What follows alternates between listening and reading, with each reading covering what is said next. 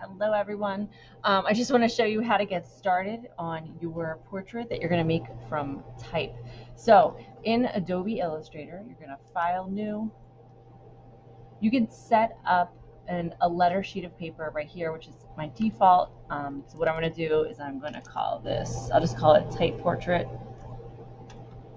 Always name that file first so you don't have to worry about it later. And then I'm going to make sure that my settings are actually 8.5 wide by 11. So I'm going to flip my orientation to be vertical.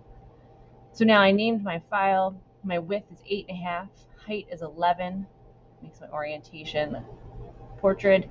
One artboard is fine, and I don't have to worry about bleeds. So I'm going to hit create.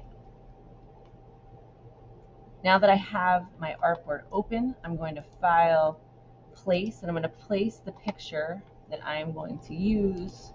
Of course, I can't find the picture of my son, so I will use picture of my daughter. Place, click and drag. Okay, that's my daughter Veronica. I'm going to open up my layers. Mine are actually already open, but if you don't see yours, you can either press F7 on the keyboard or go up to Window and Layers. I can see that I have my layer here. I'm actually going to lock that layer, and then I am going to create a new layer. And then once I have that, there's a couple ways that you could tackle this. You're going to use the type tool, but if you click and hold on the type tool, you'll remember that there's all different types of type tools. So I think for her hair, what I would do is I would draw a line. And let's just say I want to have that as the piece here. I can get rid of the fill so you can see the stroke itself. And now I'm going to grab the Type on a Path tool, and then I'm going to click, and then I can write down every word that I think of for my daughter. Charming, beautiful, smart, funny. And so if I turn this off, this bottom layer off, you can see that it's starting to fill this. Now it's upside down. If I don't want that, I can take the direct selection tool. You'll notice that when you grab that tool and the type is selected, you see this toggle here in the middle. I'm just going to flip it up. And then what I'm going to do is double click on that line, select the type. I don't really want to use this font. It's her hair. I want to give it some texture, especially because that little love bug has curly hair. So I'm going to try to find a font that's script maybe. Don't really love that. So it's going to be a constant work in progress. I'm also going to change the size of this font.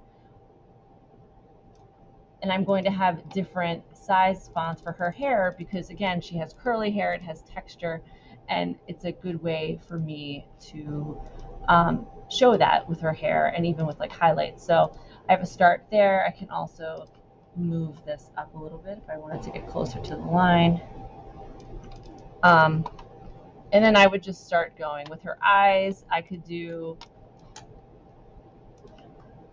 could just start to mess around with, she brings great joy to our family. So I am going to maybe mess around and see what font I can use. I was trying to think of a word that had an O to try to maybe emulate it, but this is going to be really small. And so for this, maybe I'll do something. I'm not sure what I want to do. I could also do something where maybe the letter O is larger. So I'm just going to make that bigger or not. What did I just do? Sorry, I just increased the tracking. Increase the point size of the O perhaps. And I'm just going to keep working to start and populate or fill my image with text. And then for her eyelid, and I think if you remember from doing the contour portraits, really getting the eyes correct is very important. So I think I would do a line, and then I would do the Type on a Path tool again, and then I would just choose smiling. Okay, so I can't see my text because it's too large. So I'm going to go and I'm going to select the line, That's not working, so I'm going to delete it and do it again. Sorry, guys.